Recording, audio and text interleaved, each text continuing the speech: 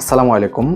আজকে আমার এই ভিডিওটার মূল উদ্দেশ্য হচ্ছে যে সকল শিক্ষার্থীরা যারা ইন্ডিয়াতে অবস্থিত নিউ দিল্লিতে যেসব কান্ট্রিগুলি আছে, লাইক আমি যদি ধরি পোল্যান্ড, স্লোভাকিয়া, লাটভিয়া বা আরও যে সকল দেশগুলি আছেন, যারা ইন্ডিয়া নিউ দিল্লিতে যা ভিসার জন্য সাবমিট করতে হচ্ছে, তাদের মূলত উদ্দেশ্য করে মূলত আজকে যে ভিডিওটা, যে আমরা দীর্ঘদিন যাবৎ কিন্তু অনেকগুলি প্রশ্ন পাচ্ছি যে ইন্ডিয়ার ভিসা তো পাওয়া যাচ্ছে না, বা নেক্সট সেপ্টেম্বর 2026 থেকে অ্যাপ্লিকেশন করলে ইন্ডিয়ান ভিসা কীভাবে পাবো বা জটিলতায়, এই বিষয়গুলো নিয়ে মূলত আলোচনা করব। আমি আশা করব যে আপনারা এই ফুল ভিডিওটা দেখবেন।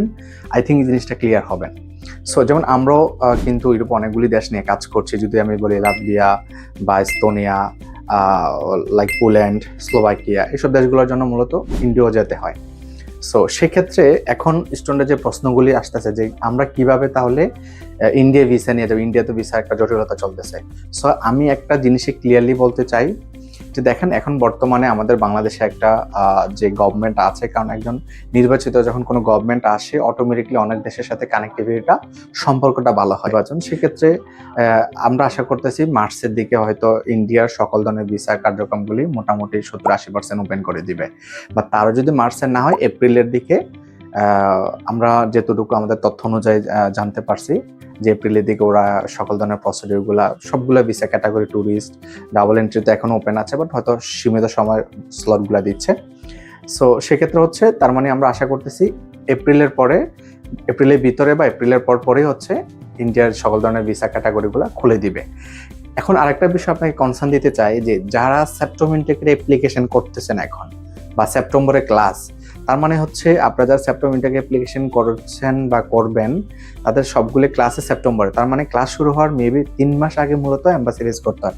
তাহলে আমি যদি ধরি, তাহলে মে লাস্ট থেকে মূলত এম্বাসির ডেটগুলো দেওয়া শুরু করে, যেগুলো সেপ্টেম্বর ইনটেকের যেই ইনটেকটা, তার মানে হচ্ছে মে থেকে শুরু করে। তার মানে আমি যদি ইন্ডিয়ার ভিসা যদি ধরি, আপনি এপ্রিলও ধরি, যদি ওপেন না করে, মে তো অবশ্যই 100% ওপেন করবে। তো সেক্ষেত্রে মোটামুটি চলাচলে অটোমেটিকলি আপনারা কান্ট্রিগুলোতে অ্যাপ্লিকেশন করতে পারছেন। সো আপনাদের কোনো হ্যাসেল নাই। সো এখন যারা যে কোশ্চেনগুলি করতেছেন, একটু ডিপলি আমি রিকোয়েস্ট করবো এই জিনিসগুলি কনসার্নলি একটু স্টাডি করেন।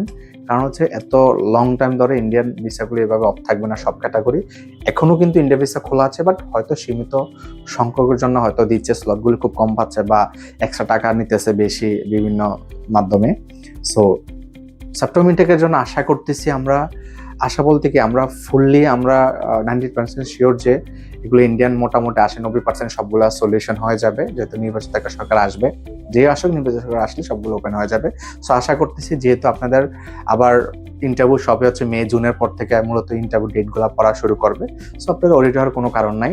সো যারা এসব কান্ট্রিগুলোতে, নিউ দিল্লি অবস্থিত যেসব কান্ট্রিগুলি আছে, যারা অ্যাপ্লিকেশন করতে চাচ্ছেন, যার মাধ্যমে করেন, নো প্রবলেম, আপনারা করতে পারেন নির্দ্বিধায়। আশা করি ইনশাল্লাহ সব ধরনের প্রবলেম, ইন্ডিয়া ভিসা জটিলতা, সবগুলো প্রবলেমের সলিউশন হবে।